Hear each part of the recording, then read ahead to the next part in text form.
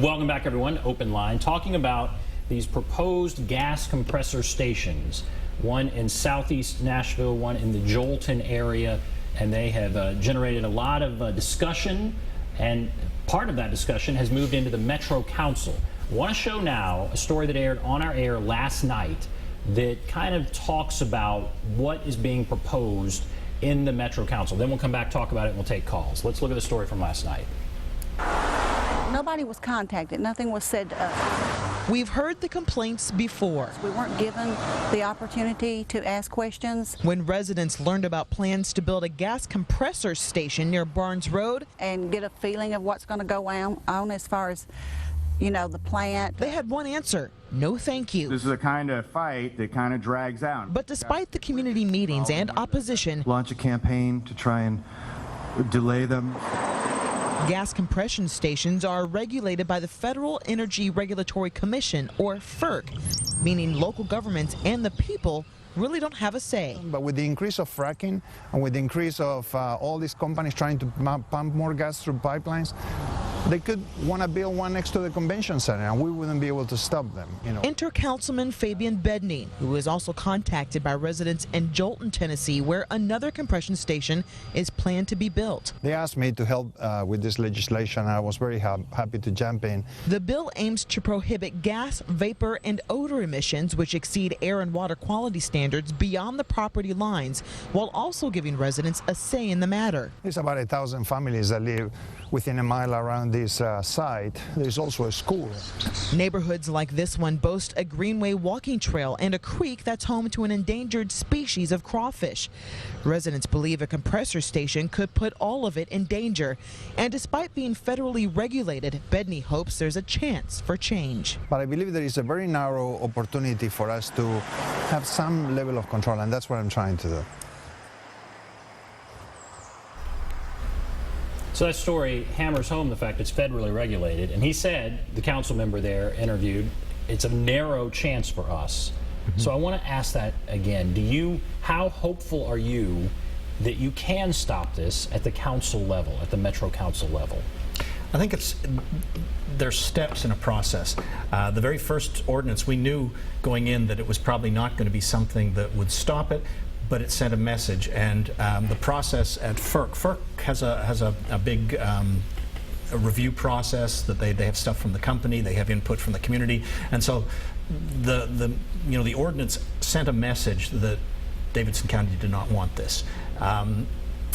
It can be overruled, and so our next step is looking at a way that, as the councilman says, is a narrow channel, but the council vote is actually just the first step in that channel, and it's one that would have to go to the state. There's a hierarchy of things that would have to happen, but ultimately the only thing that can, or one of the few things that can stop these things, is if they don't comply with the Clean Air Act. And if this ordinance is part of the Clean Air Act, and the Clean Air Act is implemented by Metro Health Department here in Nashville, the federal government gives it to the state, and the state passes it down to the city to implement. And so this ordinance, if it became part of the state's implementation plan of the Clean Air Act, would have a chance of actually impacting. It would have a chance. It has to, the council, as I said, at council meeting last night, a number of people said that they were worried about lawsuits.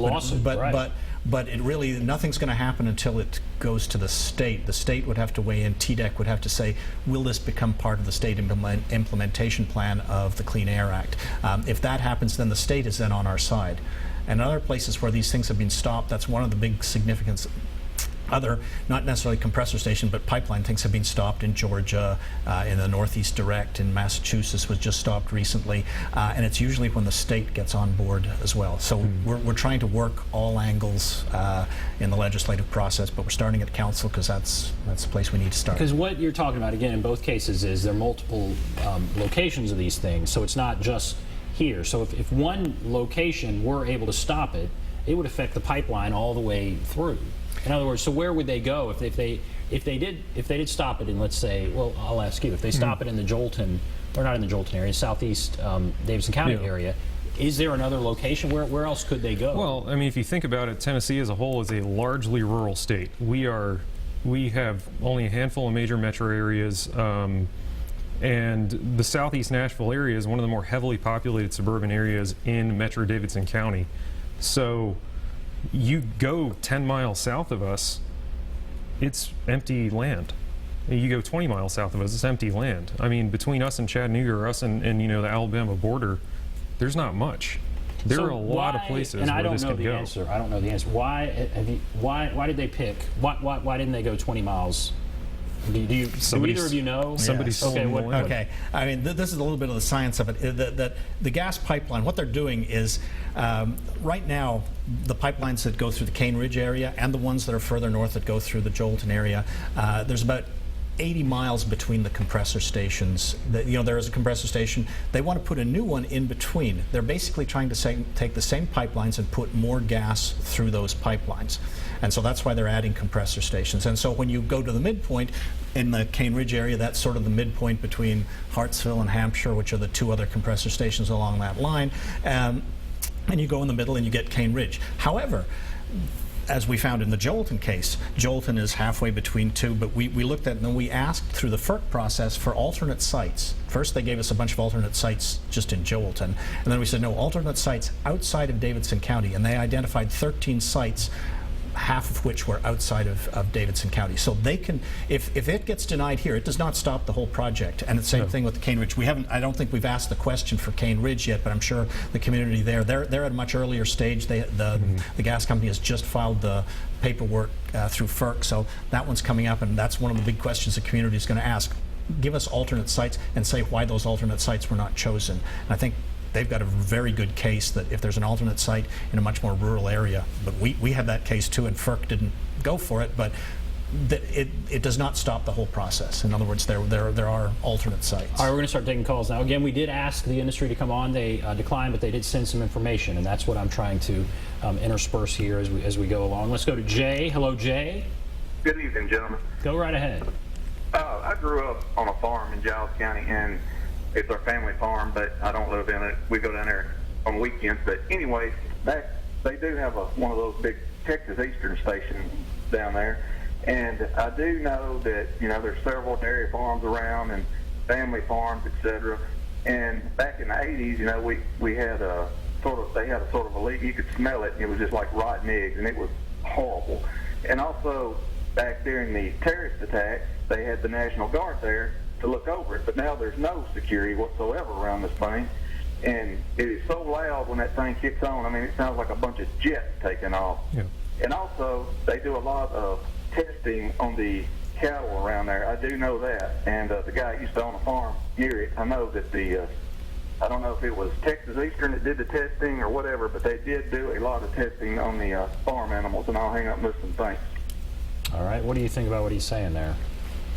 I think it's a good point that this is exactly the point that made that these things are putting out toxins that they're loud and noisy, so they're not fun to live next to. They're an industrial facility, and as I said, if your house is next to, if they're building a factory next to your house, that's not very good.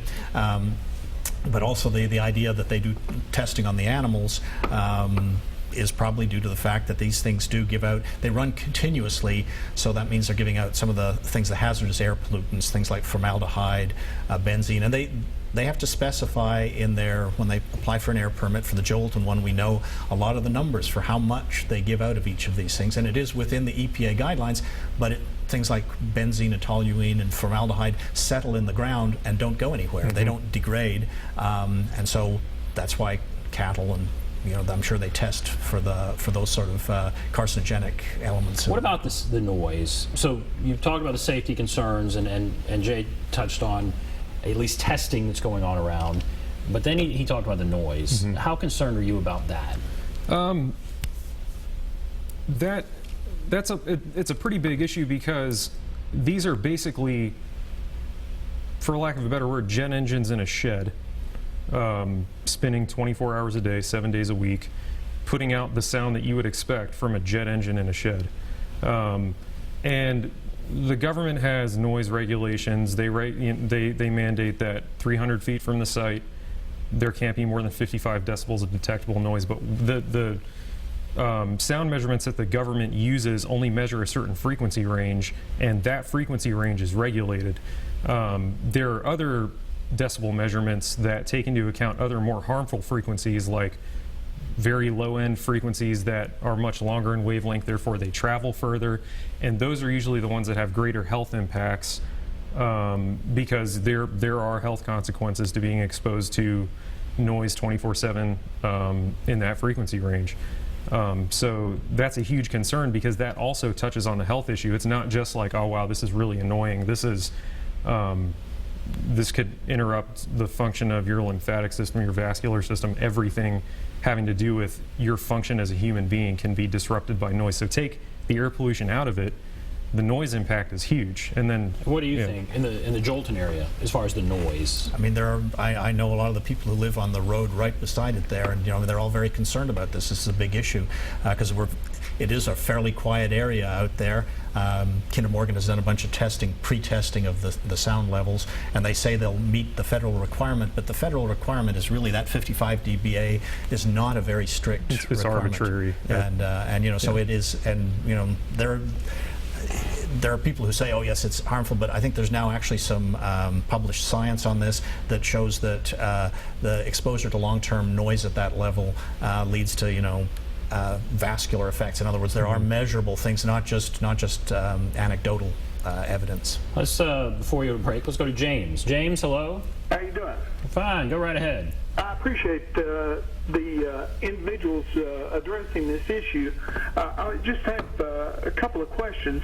One is, do you feel that federal and/or state authorities should have the authority to go in and regulate this type of use, or should it be exclusively to the authority of the city council? And also, I was going to let you know that I was on the Metro Council for 4 terms, 16 years, and I voted for Lionel Matthews' ordinance last year. I was very appreciative of that, and I thought that would really pretty much put this fracking, this gas compressor stations into. You thought that would do the trick? Yeah. Mm-hmm. And now it's not fracking, but this is something that's gas That's the compressor. result of fracking. Yes. Okay. All right. Thank you. Thank you, former councilman, for your call. What do you think about his question there? Yeah, I said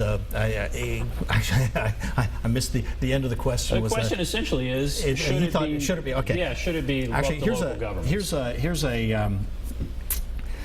I think federal oversight is important if this is something in the national interest. In other words, this is interstate transmission of large volumes of gas. So it's in the old days it was to take gas from the southwest up to the northeast to heat homes. So it had a something for the public good. The difference about these projects, both of these projects, Gulf Express sort of says it's taking gas from the northeast down to the Gulf Coast area where there's lots of gas already, because this is gas that's going to be turned into liquefied natural gas for export. So it's not for public utility use in the U.S. Yeah. And so the idea that you should have federal oversight for something that is not a public utility use, this is purely a business thing. And so it's like the government is sort of subsidizing a business by giving them a pass on zoning laws. They don't have to comply with zoning laws. So it's but it's, as I said, the gas right now, without adding these new compressor stations, there's enough transport facility to take care of the gas needs of people in the U.S. That's right. These are being added to increase the capacity so that they can export gas. And that's not an appropriate role for the federal government to be, to be interfering in. That's a pure business process. Yep, absolutely. All right, we have to take a break. We'll come back. We'll take some more calls. If you're there, hold on. If you want to call in, there's the number, 615-737-PLUS, 615-737-7587. Take a break. Be back right after this.